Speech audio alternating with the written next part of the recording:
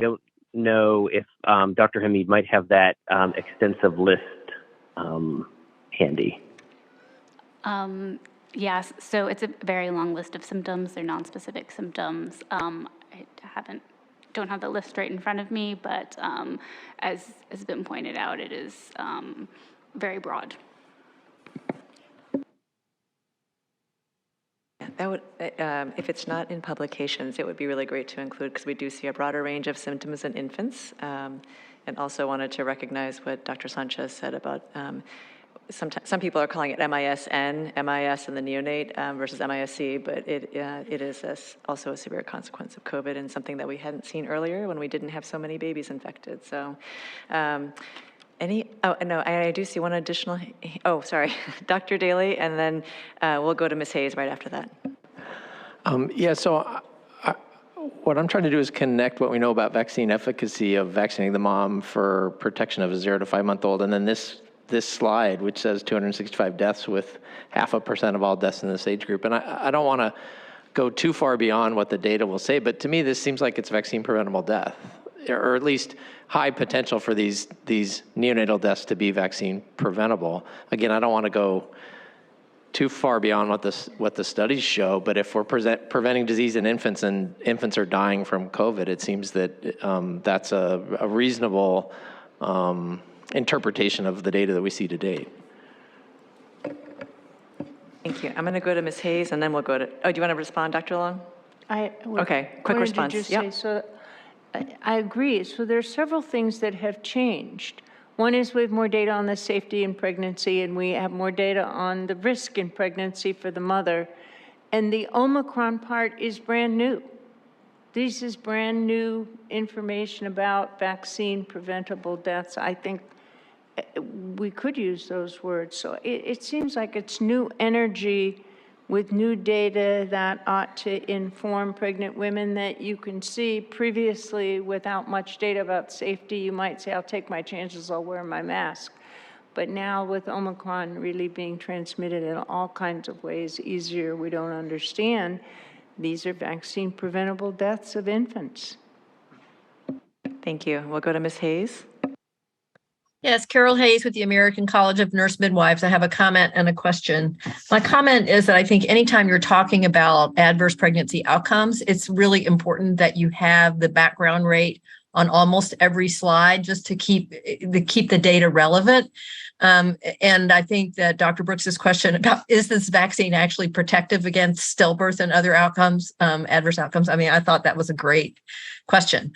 So my question is for Dr. Ellington on slide 9. And I have some questions about that survey. So my experience is that 77% of women are not vaccinated. Pregnant people are not vaccinated. And so I'm curious how this survey was done, how it was sent out, who it was sent to. So this is the survey data. So the two data sources were provided to sort of corroborate the two rates. And so the first the first data source is the National Immunization Survey adult module. And within that, they have questions, and it stratifies by whether the woman is pregnant, recently pregnant, trying to become pregnant, or not in those categories. And so I would refer to the citation there for the exact methods on how the National Immunization Survey is implemented, but it is a survey implemented among the adult population and then weighted to be nationally representative. And I will point out, well, you haven't asked about the second one, but we provide the second data source as well, which is through electronic health systems. And so these are two different ways to get at what we think the current, overall estimated coverage of vaccination and pregnancy is. And as you can see, while they are not the same, they are similar in terms of their estimates. And so certainly there are things that affect these estimates. With the first data source, response rate is going to affect that. And so those who were unvaccinated may be less likely to respond to surveys. And so there can be some bias in that estimate. But I think the second data source supports that overall receipt of the primary series among pregnant people is quite high. And this is not necessarily that they received the vaccination during pregnancy. Overwhelmingly, these people were all vaccinated before before they became pregnant. And then the additional data point is among those who received the primary series, among how many were vaccinated. And then I would also, refer you to the sort of the insert there that shows when you multiply the 72% by the 60%, you get 43%. And so that's really how many pregnant people that we estimate are currently either unvaccinated or undervaccinated, which is, more than half of the pregnant people. So there certainly are, limitations to both data sources and their representativeness and, what the response rate might be for the survey. But I don't know if there's anybody else who would like to provide more details on the methods for the national I would also just immunization be survey really data. curious what the percent of public insurance and private insurance is in this population, because in my experience, I've worked largely with women on Medicaid, pregnant people on Medicaid, and they are highly unvaccinated. Right. So And I believe I find this data to be a little sketchy. Yeah, there are several publications with these data, and I believe those publications do provide the breakdown of the insurance coverage for those participants. So we could provide that. You want to go ahead? Thank you. And Carol, this is Dana Meany-Delman. Good to hear your voice. We have been trending this over time, and we did see during the Delta period, and especially when CDC released the HAN and ACOG and SMFM and CDC promoted vaccines in the very targeted way during the Delta period, that we did see an increase during that period of time.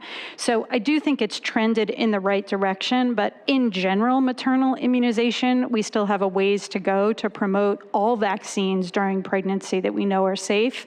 So I agree with you that inherently we still have a lot of work to do in the space of acceptance of maternal vaccination. And I think Matt Daly's point was well taken, vaccine preventable deaths among kids, but also vaccine preventable deaths among women. We know in August of 2021, we saw a large number of pregnant people in the ICU, and many of them died. So we do have, vaccine preventable deaths for the moms, for sure. We have good data to suggest that. So now we have the added benefit, but we still very much as a practicing OBGYN have an uphill battle. And you're right, Carol, it is very hard still to promote acceptance in this population. And hopefully this will help us galvanize more support for that. And just to add one additional thing too, is that we do see significant differences when we look at various factors, including the insurance coverage, but also by race and ethnicity. And so both these data sources do provide have estimates where you can look at what those estimates are by different race and ethnicity groups, and there are significant disparities there. Thank you, Dana. Good to hear your voice. I see one more hand raised in the Zoom meeting. So Dr. Young. Yes, I wondered if you stratified the infant outcome data for whether they were breastfed or not, and if you did you see a difference? So this is Dr. Fleming Dutra. I'll speak to the vaccine effectiveness study in overcoming COVID. Unfortunately, information on breastfeeding for the infants was highly missing in that particular study, and so they weren't able to control for it. So we don't know that regarding the overcoming COVID-19 vaccine effectiveness study. And I'm not sure if it's available. It is not available, it appears, Dr. Hamid is saying, in the COVID-net surveillance data either. I would suggest that we include it asking the question, because it may make a difference in your infant outcome. I'll just add, from the VSD, we do have one study that will include breastfeeding information. The study is following up infant infections following maternal vaccination. Mm-hmm. So VSD is headed in that direction for vaccine safety work. Wonderful. Thank you. Thank you. I'm going to call on Dr. Romero. So Dr. Meany-Delman stole my thunder, but I think it's very important for CDC and I'm glad that this data was presented. It's very important for CDC and put a priority that pregnant women receive their immunizations and boosters. As you have seen, there is data to show that it is safe, effective, and protective for the mother and the infant itself. So again, these data reinforce this. and hopefully people will listen more to the need to get this done. I can tell you that as a Secretary of Health, I heard of cases in my state of women that wound up in the emergency room, that wound up on a ventilator for long periods of time, and some died. And so it is a terrible thing, and we can prevent that. So again, safety of the vaccine and efficacy is well shown. Thank you, Dr. Romero. I see Ms. McNally has raised her hand, and then I have 2 more hands here. Thank you, Dr. Lee. Just to follow up on Dr. Romero's point there, for the benefit of the public, can someone please identify the best time frame to get vaccinated during pregnancy? Thank you. So this is Dr. Fleming-Dutra. So I think the important part is that pregnant people, as well as everyone, should stay up to date with COVID-19 vaccinations, and the best time to get vaccinated with your bivalent booster is when you're eligible. As we can see from the data that, the vaccine effectiveness during Omicron was lower than it was with previous variants, and this probably likely has a lot to do with mismatch of the monovalent vaccine for the circulating variant. So everyone should get vaccinated and stay up to date when they're eligible. And I think we need to remember, this is Dr. Meany-Dillman, we need a healthy mother to have a healthy baby. Thank you. Dr. Long. Just a clarifying question, Dr. Fleming-Dutra. On your slide 49, where you show us the protective effect on the first 5 months of life, are these women who were immunized during pregnancy? I suspect they were, rather than having a history of vaccination.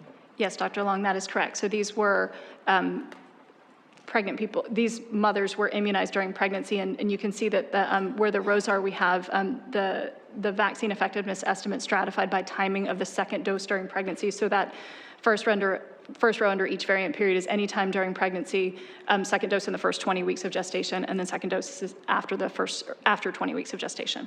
So that'll raise the question for the work group to think about, since we don't think that this vaccine protection is long-lived in the population, we've had lots of boosters, will there need to be consideration of boosting during pregnancy or attempting to get to that 6 month or whatever you determine it is, so you can continue to provide the mother protection and the infant's protection? Yeah, Dr. Long, this is Dr. Oliver. I think continuing to assess both the safety and effectiveness data, both in pregnancy and then in infants, is a top priority of the work group. And so we wanted to get these data out, have everybody aware, because I fully agree that knowing there's vaccine preventable disease in pregnant people and in infants right now. So we need to do what we can with the vaccines and the authorizations we have right now. But yes, we also have a long list of things that we like to talk about for ways that we can kind of optimize the vaccine recommendations in the future, and this is absolutely one of the things that's on the list. Thanks. Thank you. Dr. Eckert? Hi, thank you so much for this presentation, for taking the time to really look at this data and present it in this large public forum. I just want to go on the record on behalf of the American College of Obstetrics and Gynecology and just say that we are continuing to work, and we'll work even harder to get this out to all of our providers, that only half of pregnant individuals are vaccinated, and the benefit both to the mom and the baby. And so many of us have cared for these women in the intensive care units and had to make the hard choices of delivery early, et cetera. And so I just want to reaffirm the importance of this data, and thank you for showing the spotlight on it. Thank you. I'm just going to say one more thing, just to reiterate. I think with full confidence, I feel as a provider, I can strongly recommend this vaccine to my patients, to my pregnant patients who are about to have children. So I hope this gives that sense of the amount of confidence we've seen, because this is actually very strong data. We'll go on to Dr. Sarah Oliver next for the next session, or the next section of the COVID-19 session. Great, thanks so much, and good afternoon. Next slide. So we've previously presented details of the COVID-19 pandemic in children, and then we obviously just heard about the COVID pandemic among infants less than 6 months of age. This slide shows the updated hospitalization rates for pediatric age groups that are vaccine eligible. And you can see that since this past winter's peak Omicron surge and really throughout 22, the 6 months through 4-year age group has had the highest hospitalization rates, again, among the pediatric age groups who are vaccine eligible. Next slide. This slide provides an overall timeline of recommendations for pediatric COVID-19 vaccines and how the vaccine policy has evolved over time. The top row shows the recommendations for the primary series, both expanding the ages down to the 6-month population we saw this summer and broadening to include both mRNA and protein subunit vaccines. Then the bottom row is for booster doses, again, both expanding by vaccines and ages to include the recent bivalent vaccine authorizations. Next slide. Then at previous ACIP meetings, we've discussed booster recommendations for children and adolescents 5 years of age and over for the monovalent Pfizer boosters. For adolescents, the booster recommendations came during the peak of the winter Omicron surge and was informed by safety data from Israel, waning antibody titers and vaccine effectiveness after a primary series in the setting of Omicron, and building on data from the booster recommendations in adults. For children ages 5 through 11 years, recommendations were based both on a clinical trial for booster doses in this age group, as well as the post-authorization safety data from primary series. The booster doses in children ages 5 through 11 achieved antibody levels higher than what was seen after the primary series. The reactogenicity after a booster dose was similar to what was seen after a primary series, and the rates of myocarditis after a primary series in children 5 through 11 were considerably lower than rates seen in adolescents. Next slide. Then for the monovalent Moderna COVID-19 vaccines, the booster dose was studied in around 2,600 children and adolescents with the specific doses and ages listed here. There was one SAE in a child aged 5 through 11 that was unrelated to the vaccine, and no SAEs in adolescents were in the trial. Reactogenicity symptoms were again similar to what was seen for booster doses in other age groups, and antibody levels after the booster dose were 4 to 5 times higher than what was seen after the primary series. So it was based on these data that FDA authorized and CDC recommended Moderna boosters for children 6 through 17 years of age. Next slide. Then, as we heard and discussed at the September 1st ACIP meeting, data were reviewed to inform the bivalent mRNA COVID-19 vaccines for all individuals ages 5 and over who were previously recommended to receive a monovalent booster dose. This included post-authorization VE and safety data from over 600 million mRNA vaccine doses that were administered, clinical data from the bivalent COVID-19 vaccines in over 1,700 people, including antibody studies and antigenic cartography data and modeling data. Next slide. Then ACIP has discussed myocarditis and COVID-19 vaccines numerous times. The risk of myocarditis and pericarditis has been identified after mRNA COVID-19 vaccines. The risk is rare and is primarily observed in adolescent and young adult males within the first week after receiving the second dose of a primary series or the booster dose of the mRNA COVID-19 vaccine. We also know from data previously presented to ACIP that most individuals with myocarditis have fully recovered at follow-up. And the risk of adverse cardiac events were 1.8 to 5.6 times higher after SARS-CoV-2 infections than after the mRNA COVID-19 vaccine among males 12 to 17 years of age. We do also know that an interval of 8 weeks between the vaccine doses may further lower the myocarditis risk. Next slide. Understanding the balance of benefits and risks to inform vaccine policy is critical. It's important to make sure that vaccine policy decisions always take the entirety of the data into account, including the benefits of the vaccine and the risk that the infection poses as well. ACIP has reviewed the balance of benefits and risks regularly. This slide shows the variety of times that ACIP has discussed this for a range of ages and policy questions. And each time, ACIP has evaluated the benefits and risks of these mRNA COVID-19 vaccines. ACIP has determined that the benefits outweigh the risks. Next slide. Then CDC and FDA have conducted rigorous post-authorization monitoring for COVID-19 vaccines. Since authorization, so this is starting in January of 2021, there have been 22 ACIP meetings focused on COVID vaccines. We've had vaccine effectiveness data presented at 11 of those meetings, and safety data has been presented at 20 of the 21 ACIP meetings. CDC evaluates VE through multiple observational studies, employing various methods, and using information collected through different surveillance platforms, electronic health records, or prospective studies. And we know that COVID vaccines continue to undergo the most comprehensive and intense safety monitoring in US history. Then these data are routinely presented to ACIP, currently averaging at least one ACIP meeting a month, where both safety and effectiveness data are presented and discussed. Next slide. For example, this slide was shown back in September for the VE data for emergency department visits in pediatric age groups. The data for these are for the monovalent COVID vaccines, and we eagerly await post-authorization VE data for the bivalent vaccines at upcoming ACIP meetings. Next slide.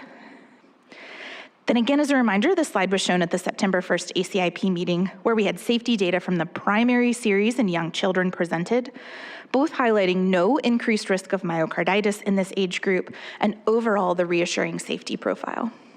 Next slide.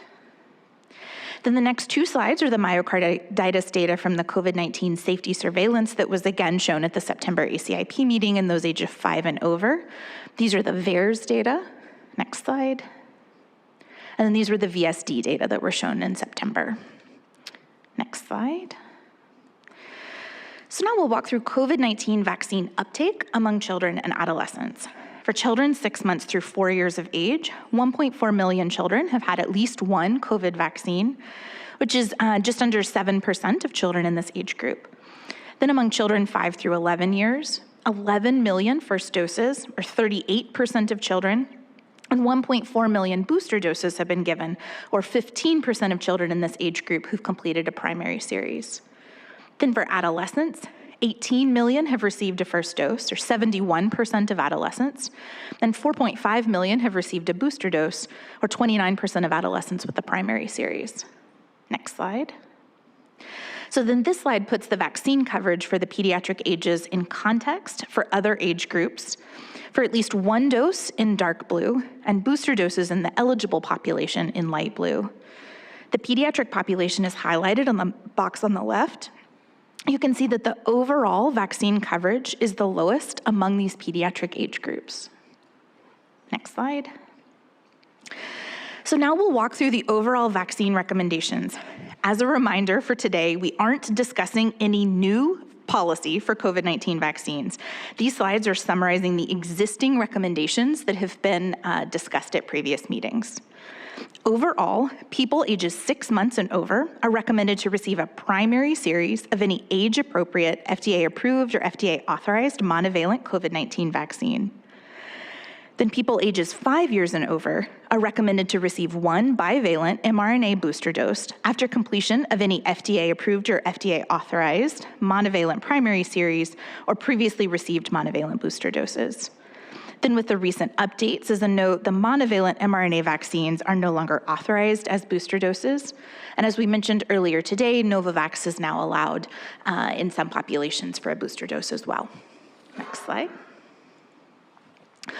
Homologous or the same and heterologous or mix and match booster doses are allowed. There's no preference provided the vaccine age is appropriate. So on that note, people who are age 5, for children who are 5 years of age only the Pfizer bivalent booster is authorized. But then for everyone 6 and over, both Pfizer and Moderna bivalent booster doses are options. Next slide. So now we'll just go over the more detailed schedule for children and adolescents who are not moderate to severely immunocompromised. Next slide. So for children ages 6 months through 4 years, they're recommended to receive either a 2-dose Moderna primary series, separated by 4 to 8 weeks, or a 3-dose Pfizer-BioNTech primary series, where dose 1 and 2 are separated by 3 to 8 weeks, and dose 2 and 3 are separated by at least 8 weeks. Next slide. Children ages 5 through 11 years are recommended to receive either A 2-dose Moderna or Pfizer-BioNTech primary dose is separated by 4 to 8 weeks if Moderna and 3 to 8 weeks if Pfizer. And a bivalent booster dose is recommended at least 2 months after completion of the primary series or the last monovalent booster given. Again, for those who are 5 years only a Pfizer booster can be given, but for those 6 through 11, either Pfizer or Moderna can be given. Next slide. Then adolescents 12 through 17 years are recommended to receive a 2-dose primary series of either Moderna, Pfizer, or Novavax. The primary series is separated by 4 to 8 weeks if Moderna and 3 to 8 weeks if Novavax or Pfizer. Regardless of the primary series, either Pfizer or Moderna bivalent booster is recommended at least 2 months after completion of the primary series or the last monovalent booster. Next slide. So now we'll walk through the vaccine schedule for children and adolescents who are moderate to severely immunocompromised. Next slide. For children ages 6 months through 4 years, they're recommended to receive a 3-dose Moderna primary series, where dose 1 and 2 are separated by 4 weeks, dose 2 and 3 are separated by at least 4 weeks, or a 3-dose Pfizer-BioNTech primary series, where dose 1 and 2 are separated by 3 weeks, and dose 2 and 3 by at least 8 weeks. Next slide. Then children 5 through 11 years are recommended to receive a 3-dose Moderna or Pfizer primary series. Dose 1 and 2 are separated by 3 weeks of receiving Pfizer or 4 weeks for Moderna. And then dose 2 and 3 are separated by at least 4 weeks for both. Then the bivalent boosters recommendations are the same for non-immunocompromised children, where a bivalent booster is recommended at least 2 months. And again, and for age 5, it's only Pfizer. Next slide. Then adolescents 12 through 17 are recommended to receive either a 3-dose Moderna or Pfizer primary series, dose 1 and dose 2, again separated by 3 weeks of Pfizer, 4 weeks for Moderna, and dose 2 and 3 are separated by at least 4 weeks, or the 2-dose Novavax primary series separated by 3 weeks. Then again, a bivalent booster is recommended at least 2 months after completion of the primary series or prior monovalent booster dose. Next slide. Then we do want to highlight that there is some complexity for the pediatric COVID-19 vaccines. This includes vials, labels, and cap colors, but it also includes that the primary series are monovalent and the boosters are bivalent currently, and that the doses and intervals vary by both age group and vaccine. This is just to highlight the need for continued work to streamline the COVID program and to support frontline vaccine providers who are doing the monumental effort to vaccinate children and adolescents. Next slide.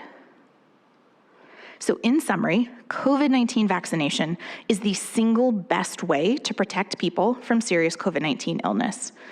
COVID-19 vaccines continue to be effective in reducing the risk of severe disease, hospitalization, and death, including against the currently circulating Omicron variants. However, we know that many children haven't yet initiated a COVID-19 vaccine primary series. So we have continued work to do so all eligible children are able to get vaccinated. Then we know that the benefits of COVID-19 vaccination outweigh the known and potential risks, including the very small risk of myocarditis or pericarditis. Next slide. So overall, over 30 million children and adolescents have received at least one COVID-19 vaccine dose. And while that's great progress, there is still much work to do to increase coverage among children. As we'll be discussing today and tomorrow, incorporation of the COVID-19 vaccines in the immunization schedule in the Vaccines for Children, or VFC program, is an important step towards inclusion of COVID-19 vaccines in a routine vaccination program.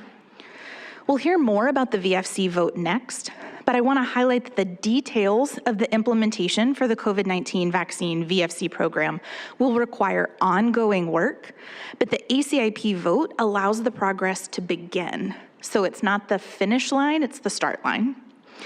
And then we'll hear more from Dr. Santoli about VFC next, but I just want to highlight that the point of the VFC vote is to allow for or underinsured children to have access to COVID-19 vaccines at a time in the future for when the vaccine transitions to a commercial market. We know that both now and in the future, equitable access to COVID-19 vaccines for all ages and populations remains critically important.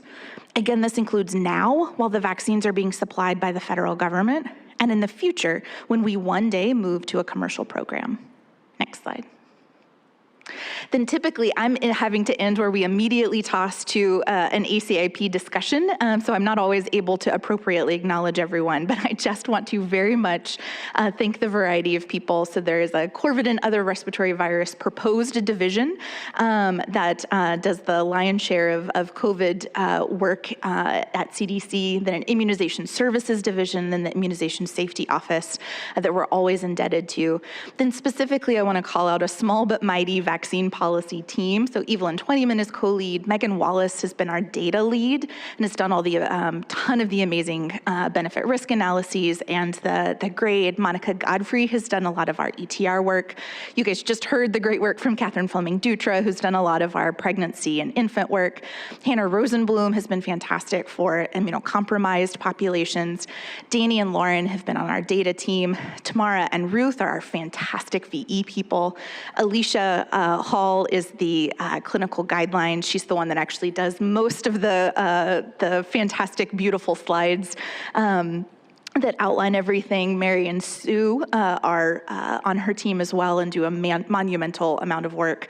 Then Joellen Willicke does all the clinical education material, along with Lauren, Alex, Sarah, and Sierra keeps us all in line. So anyway, I don't often get to kind of acknowledge when we're moving really quickly, but I just wanted to extend my heartfelt personal thanks to this fantastic team that helps us get through what has, again, been on average about one ACIP meeting a month for the last 2 to 3 years. Thanks. Thank you so much, Dr. Oliver, and also want to extend our thanks to your entire team that seems to keep growing as the number of decisions have multiplied. So we'll open this presentation for questions, and then I just want to acknowledge that we're going to go to Dr. Santoli after this. Dr. Cotton. Thanks a lot for all the excellent presentations. I had a question about children who are over the age of 12 who are getting basically full dose vaccines.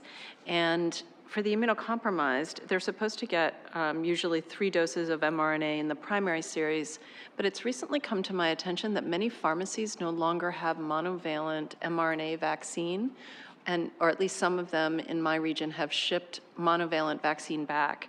So then what would the recommendation be in order to give them a full primary series if monovalent isn't available and if only bivalent vaccine is available?